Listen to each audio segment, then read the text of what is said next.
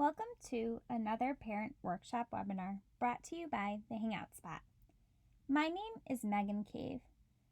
Justina Balzar and I are excited to share today's discussion about what constitutes quality social skills instruction and how you determine whether your child's social skills program is the best or a bust. We are thrilled that you have chosen to join our community today, and we hope that this webinar is helpful to you as you explore social skills interventions for your child. Before we get started, please pause the video and read the disclaimer on your screen. Push play when you're ready to continue. By viewing this presentation, you agree that you have read and understand the disclaimer presented here. Great, let's get started. Social skills are incredibly complex to learn and even more difficult to teach. Effective instruction requires a deep understanding of cultural norms, social nuances, age-appropriate development, and how learning occurs in the first place. A dynamic approach is required to teach a dynamic skill. Missing one or more of these considerations has the potential to set the learner up for social failure and exclusion. Teaching social skills is a big responsibility that impacts the child's quality of life, for better or for worse. As such, it is important to thoroughly research social skills programs prior to getting started. Due diligence is definitely required. But where do you even begin? Today, we're going to talk about several important variables to consider when exploring and selecting a social skills program for your child. Let's dive in. Be wary of programs that focus on a different skill every session. Instead, look for repeated practice opportunities to work on the same skill over time. Listen, children don't learn calculus in one lesson. So why in the world would we expect them to learn something as complex as social skills in one sitting either? A quality program hones in on targeted skills, providing continued instruction until true mastery is achieved.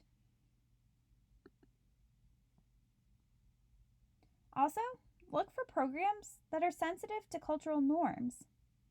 Programs that take culture into consideration are aware of varying values, goals, and practices of people from different origins.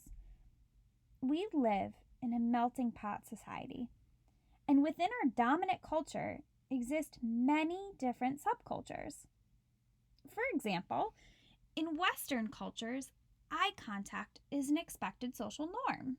But in Eastern cultures, this same behavior, under certain circumstances, would be considered rude. A quality social skills program takes these factors into consideration and adjusts instruction accordingly.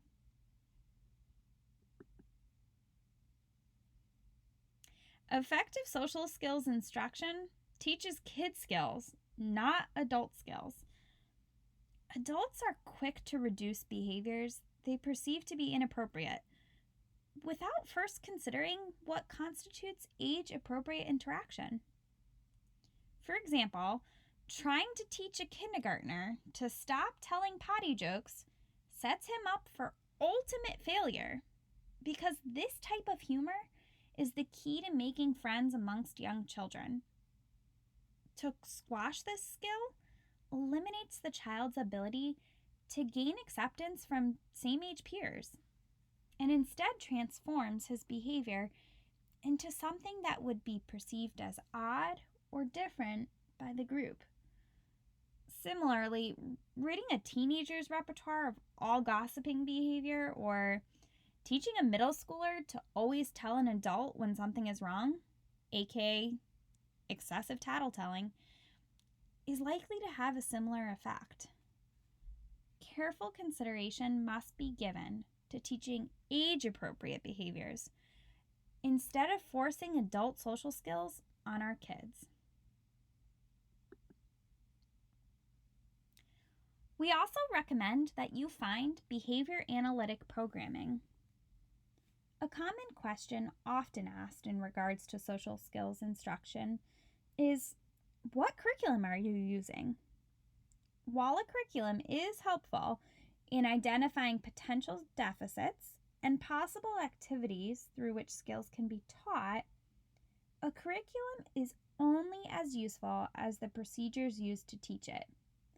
The teaching methodologies selected must be rooted in evidence-based processes.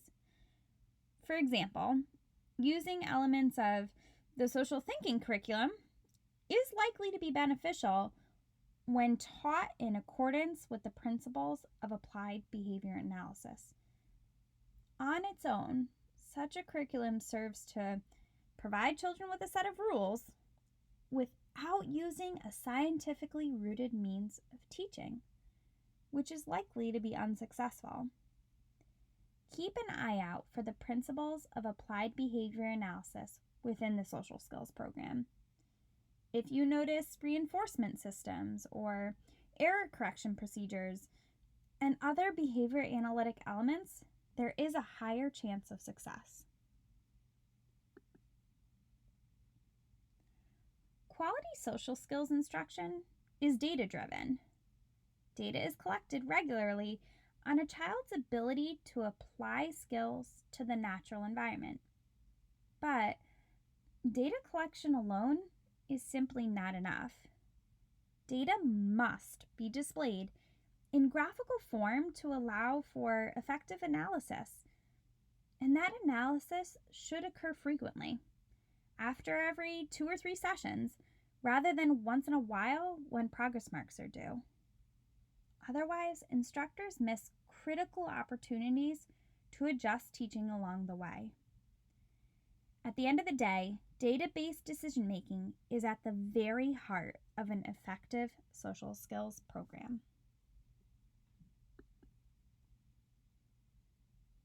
Be sure to ask how the program defines mastery.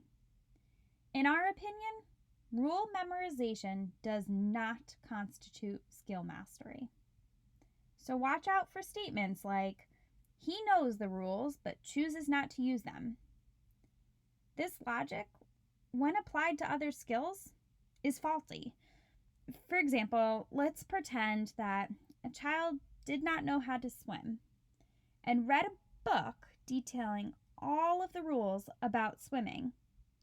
Then the child fell into a pool and drowned.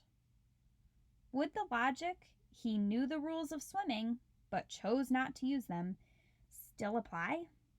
Of course not.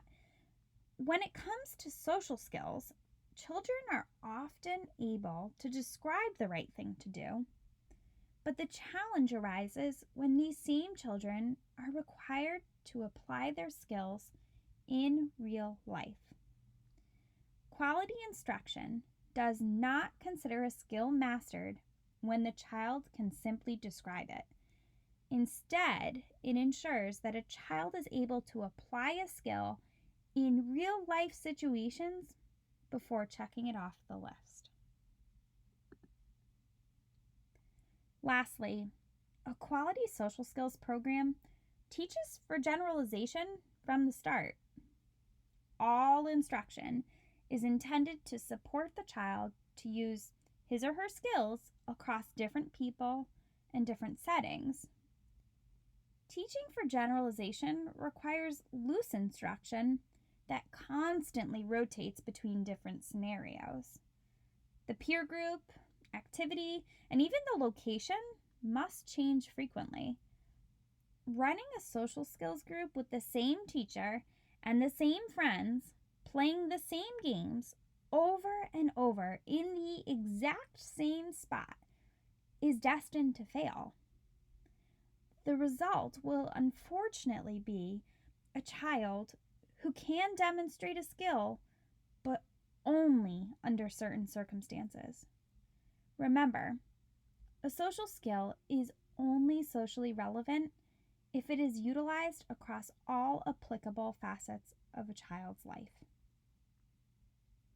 In conclusion, the importance of selecting the right social skills program cannot be underscored enough. However, being selective when there are limited options to begin with is incredibly difficult. Knowing the right questions to ask and the characteristics to look for will help identify the program that is best able to make a difference.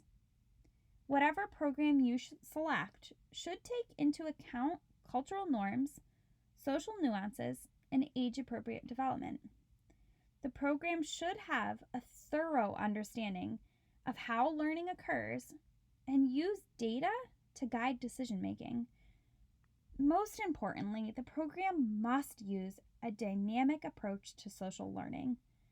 Together, these characteristics separate a best program from one that is a bust when it comes to social learning. We hope you enjoyed today's presentation brought to you by the Hangout Spot, Connecticut's first center using the fundamentals of the science of applied behavior analysis to teach play and social smarts. Here at the Hangout Spot, we believe that all children have a right to meaningful friendships and relationships across the lifespan. We strive to eliminate barriers to friendship and empower children to be socially successful throughout the lifespan using the principles of applied behavior analysis. Everything we do is rooted in research, empirically validated, and proven to work. We take a look at what are considered historically tricky to teach skills through a scientifically rooted framework, which allows us to achieve socially significant change for our clients by providing the supports that they need to develop real connections with other people beyond the walls of our center. Justina Balzar and I are the co-founders and CEOs of the Hangout Spot. We are board-certified behavior analysts, otherwise known as BCBAs. We practice the science of applied behavior analysis. In short, that's the science of learning and behavior. Together, we have a combined almost 30 years experience working with children of many different profiles across diagnoses, ages 3 to 21 years old, in multiple settings. We are passionate about using our science to help improve the lives of the children we are blessed to serve. If you'd like to learn more, join the Hangout Spot community because we are currently accepting new friends. Our website can be found at www.thehangoutspotllc.com. Our Facebook page will be going live soon, and you can find us at the Hangout Spot LLC, or find us now on Instagram. To gain access to our free webinar content, subscribe to the Hangout Spot's YouTube channel. We are excited to meet you soon.